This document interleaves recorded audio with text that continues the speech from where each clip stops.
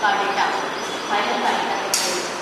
इसके पहले हम लोगों ने जितने भी फाइलम है, आप लोगों ने कोरीफेरा को मैंने लिख के बताया था कि कैसे लिखेंगे इसके बारे में, फाइलम कोरीफेरा के बारे में। और उसके बाद से आपका सिलेंड्रेटा आता है, और मैंने आपको एक सारणी से समझाया था कि कैसे इसका क्लासिफिकेशन किया गया था। एनिमेलिया को कैसे कोशिकीय संगठन के स्तर के आधार पे, सममिति के आधार पे, प्रगुहा गुहा के आधार पे, और कैसे इन सब कैरेक्टर्स के आधार पे उनको कैसे फाइलम में डिवाइड किया गया था, कौन कौन से फाइलम है। तो बेसिक कैरेक्टर आप लोगों ने देखा था, Chordata is important, all phylum are important, सारे जो संघ हैं वो इम्पोर्टेंट हैं। लेकिन हम इसको आज कार्डेटा के बारे में पढ़ते हैं। कार्डेटा के को पढ़ने के बाद मैं आपको बता दूंगी कि कैसे इन सारे फाइलम के मेन कैरेक्टर्स को कैसे याद करेंगे या फिर कैसे इसको पहचानेंगे, क्योंकि कुछ कुछ चीजें जो सब में कॉमन है वो आपको अलग से नहीं पढ़नी है। सब में कॉमन है तो वो कॉमन कॉमन लिखते जाएंगे, और जो मेन मेन कैरेक्टर होते हैं सारे फाइलम के वो आपको पढ़ना है। तो आज हम फाइलम कार्डेटा की बात कर लेते हैं। कार्डेटा को क्या कहते हैं? रज्जुकी भी कहते हैं, हिंदी वर्ड है, रज्जुकी कहते हैं, और ऐसे कार्डेटा। इंग्लिश में भी आप कार्डेटा लिख सकते हैं, हिंदी में भी कार्डेटा लिख सकते हैं। जब भी हम फाइलम कार्डेटा की बात करते हैं तो उसमें 3 मेन कैरेक्टर होते हैं। अगर कार्डेटा की बात करेंगे तो कार्डेटा में 3 मुख्य लक्षण होते हैं। कार्डेटा के 3 मुख्य लक्षण होते हैं। पहला है पृष्ठ रज्जु, दूसरा है तंत्रिका रज्जु, और तीसरा है गिल छिद्र, क्लोम छिद्र यानी गिल छिद्र। पृष्ठ रज्जु को इंग्लिश में कहते हैं नोटोकार्ड, तंत्रिका रज्जु को कहते हैं नर्व कार्ड, और क्लोम छिद्र को कहते हैं गिल छिद्र। तो कॉर्डेट की जब भी हम बात करेंगे उसके 3 मुख्य लक्षण की बात करेंगे। जब भी आपसे कोई पूछे कि कॉर्डेट का मुख्य लक्षण क्या है, कैसे आप कॉर्डेट को पहचानेंगे, तो आप क्या बताएंगे? कॉर्डेट में क्या होता है? Nerve card, notochord and Gill छिद्र, यानी कि पृष्ठ रज्जु, तंत्रिका रज्जु और गिल छिद्र। ये सारे कॉर्डेट के मुख्य लक्षण हैं। तो ये आप लोग नोट डाउन कर देंगे, जैसे आपके बुक में दिया है वैसे ही इसको मैं मिला देती हूँ।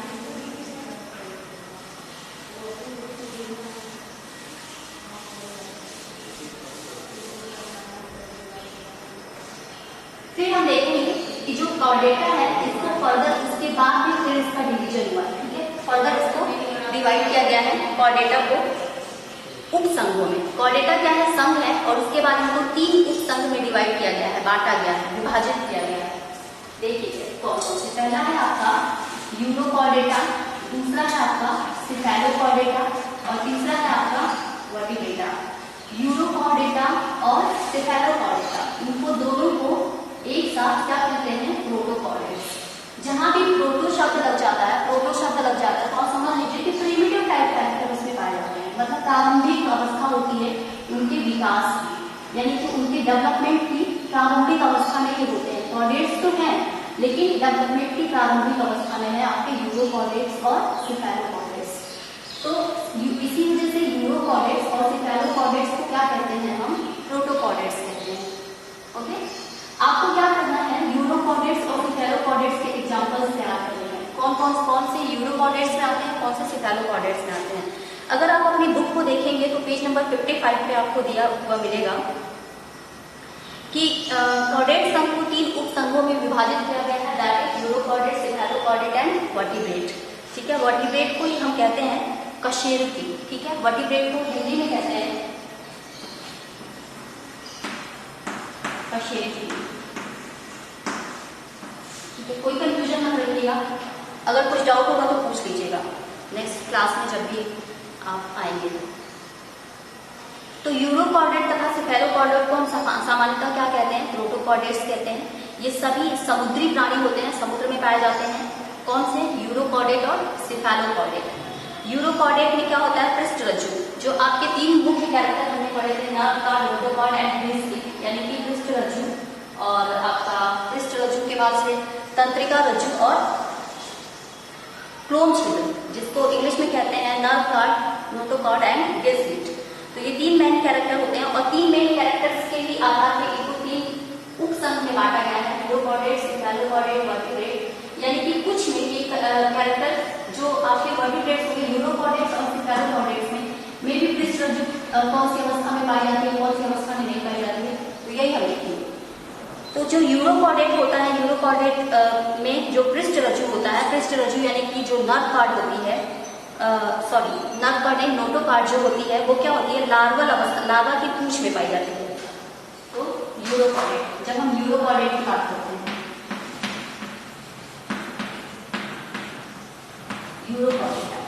यूरोकॉर्डेट यानी पृष्ठ रज्जु कहाँ पाई जाती है, अगर हम पृष्ठ रज्जु की बात करें, ठीक है, तो ये क्या होती है, इनके लार्वा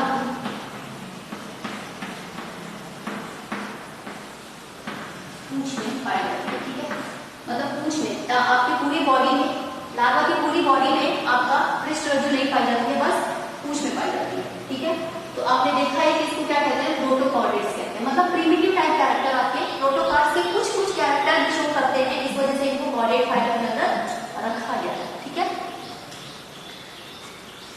जब हम सिफेलोकॉर्डेट की बात करते हैं तो सिफेलोकॉर्डेट में जो पृष्ठ रज्जु होती है यानी कि जो नोटोकॉर्ड होती है वो आपका पूंछ से लेके, सिर से लेके पूंछ तक फैली हुई है, सिफेलोकॉर्डेट, सिफेलोकॉर्डेट, ठीक है। इनमें क्या होती है पृष्ठ रज्जु, इनमें जो पृष्ठ रज्जु होती है वो क्या होती है, सिर से पूंछ तक होती है, सिर से पूंछ तक फैली हुई है, ठीक है, सिर से लेके पूंछ तक फैली हुई है।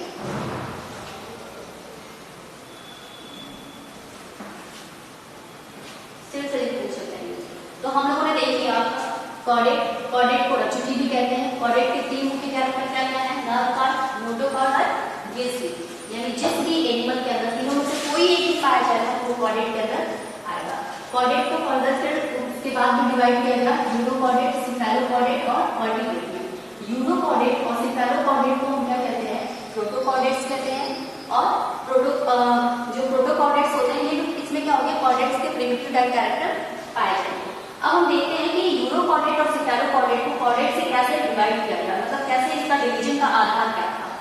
तो यूरोकॉर्डेट में क्या था, पृष्ठ रज्जु था, और कहाँ पाया जाता है यूरोकॉर्डेट्स में, यूरोकॉर्डेट्स में जो पृष्ठ रज्जु है वो लार्वा की पूंछ में पाई जाती है, मतलब उनके लार्वा के पूंछ में पाई जाती है। और ये क्या है, सिफेलोकॉर्डेट के अंदर जो पृष्ठ रज्जु है, पृष्ठ रज्जु यानी कि जो नोटोकॉर्ड है वो आपका सिर से पूंछ तक फैली रहती है, सिर से पूंछ तक फैली रहती है। एक डायग्राम है आपका चित्र 4.1 यहाँ मैं बना के आपको समझा देती हूँ, आप क्लियर हो जाएगा कि नर्व कार्ड, नोटोकॉर्ड जिसकी मैं बात कर रही हूँ एक्चुअली है क्या, ठीक है। तो एक बार डायग्राम बना लेती हूँ फिर आप देख लीजिएगा।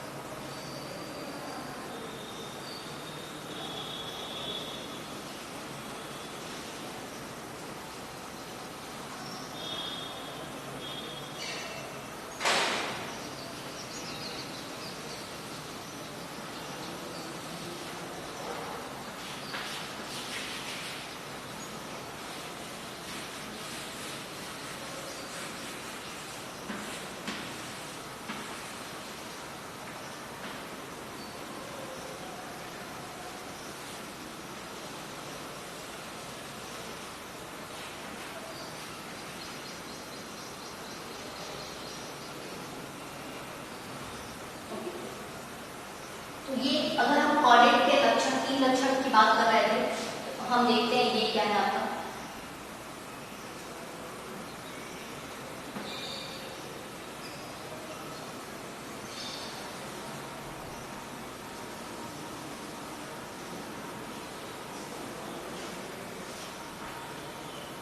ये है आपका पृष्ठरज,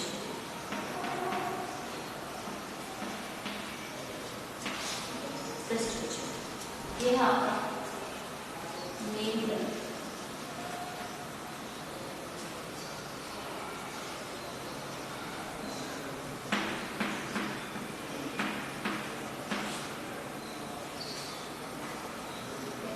और ये जो है आपके क्लोन क्षेत्र है।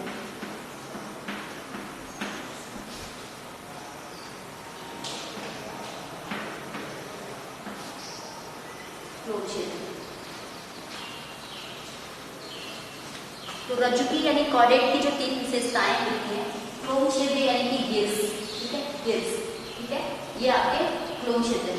और ये आपका पृष्ठ रज्जु है जो सबसे नीचे होता है। अगर बॉडी को हम देखें तो ये इसका जो स्थान होता है सबसे नीचे होता है, इसके ऊपर आपका मेरुदंड होता है, ठीक है। तो ये आपका हो गया कॉर्डेट्स के कैरेक्टर्स। फिगर से आपको समझ में आ गया होगा, अगर कोई डाउट होगा तो देख लीजिएगा।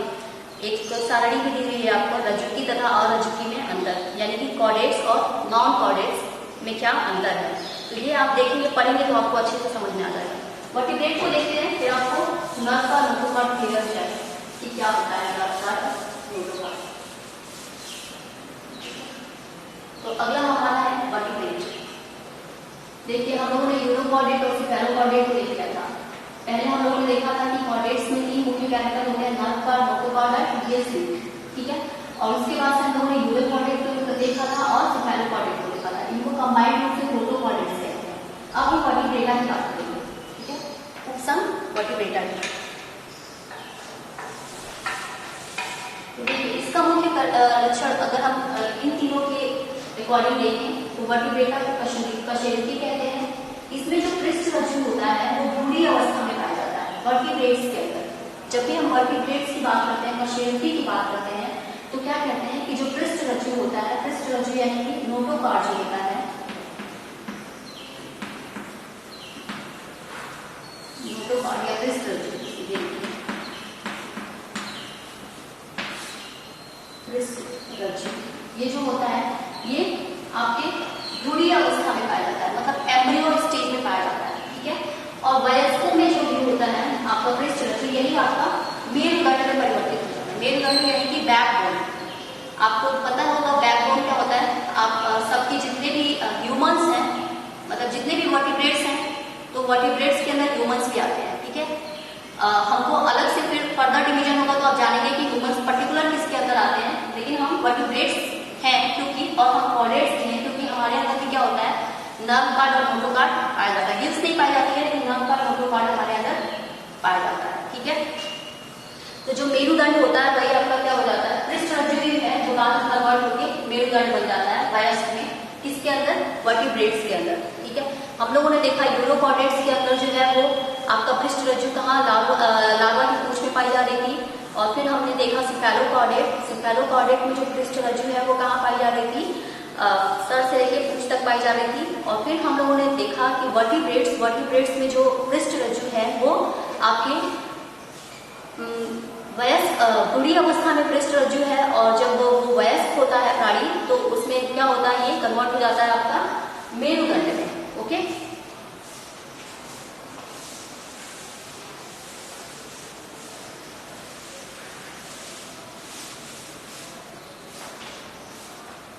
इसके बाद आपको क्या कर लेना है कि आपको एग्जाम्पल याद कर देना है। जैसे यूरोकॉर्डेट्स का एग्जाम्पल है आपका एसिडिया, सैल्पा, डेलियोलम, जिसमें आप यूरोकॉर्डेट्स में आप एसिडिया याद रखिए। और सेफेलोकॉर्डेट्स में आपका एग्जाम्पल है ब्रैंकियोस्टोमा, जिसको एम्फिओक्सस भी कहते हैं। ये इंपॉर्टेंट है आपका बहुत ज्यादा, इसको भूलिएगा मत, क्योंकि आपसे कभी भी पूछेगा कि आपका ब्रैंकियोस्टोमा किस उपफाइलम के अंतर्गत या किस उपसंघ के अंतर्गत आता है, तो आप बता दीजिए।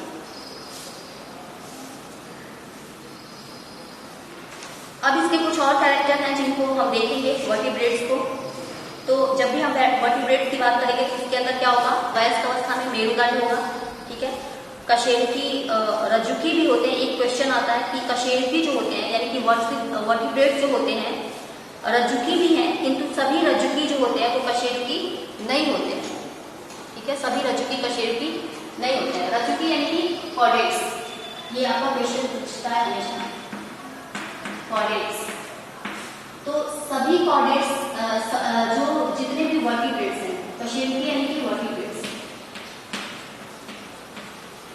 कशेरुकी यानी कि वर्टिब्रेट्स, ठीक है।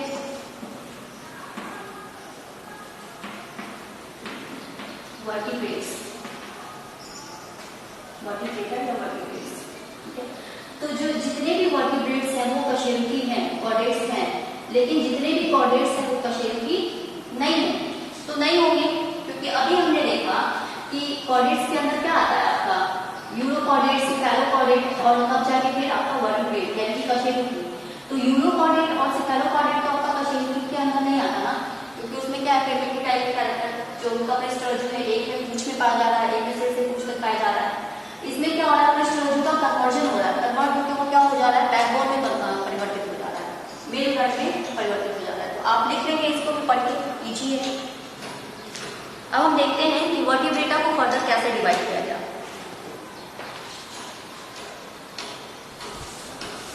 कैसे इनको आगे इनमें विभाजन होगा।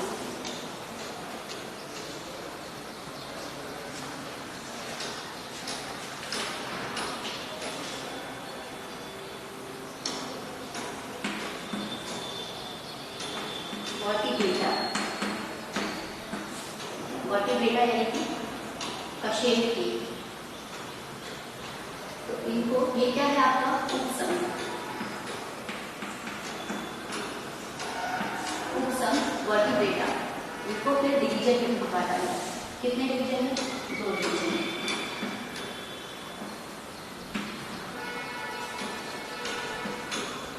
डिवीजन में बांटा गया 2 डिवीजन में। पहला है आपका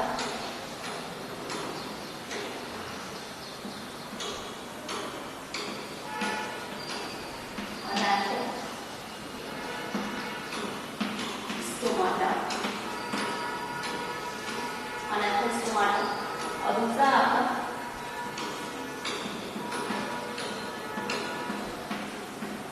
नैथोस्टोमाटा।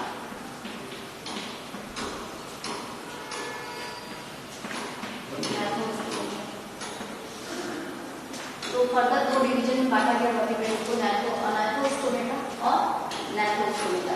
जो अनैथोस्टोमेटा है इनके अंदर क्या है, जबड़े लिखा जाता है, जबड़ों का अभाव, ठीक है, और इनके अंदर जबड़े हैं, ठीक है।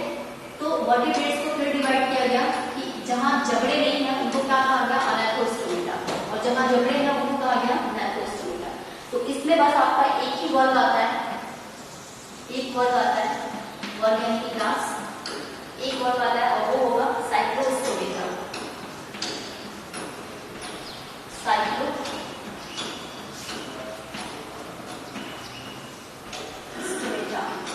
ठीक है। और ये आपका जो नैथोस्टोमेटा है इनको पुनः डिवाइड किया गया 2 वर्ग में। पहला है आपका पीसीज, पीसीज, ठीक है, पीसीज में डिवाइड किया गया। और फिर टेट्रापोड्स,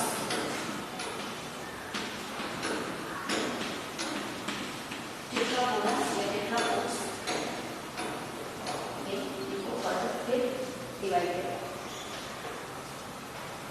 फिर पीसीज को भी 2 आपके वर्ग में डिवाइड किया। इसके अंदर 2 वर्ग आते हैं, जैसे इसके अंदर 1 वर्ग आ रहा था, इसके अंदर 2 वर्ग आ रहा है। कौन सा, क्वाड्रेटिज और ऑस्टिक, ठीक है। इसको ये आपके बुक में दिया है, मैं आपको समझा दे रही हूँ, आप इसको देख लीजिए।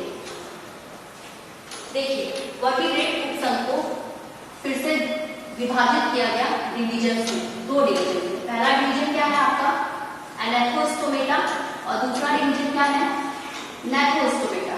वर्गीकरण का आधार क्या था, जबड़े, ठीक है।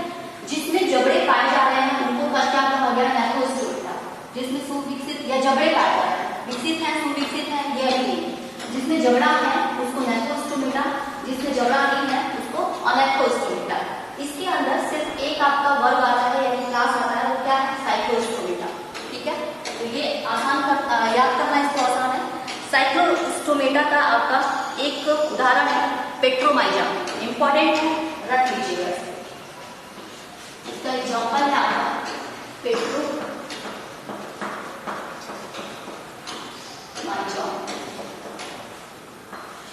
इसका डायग्राम भी आपके बुक में दिया हुआ है, तो आप इसको देख सकते हैं।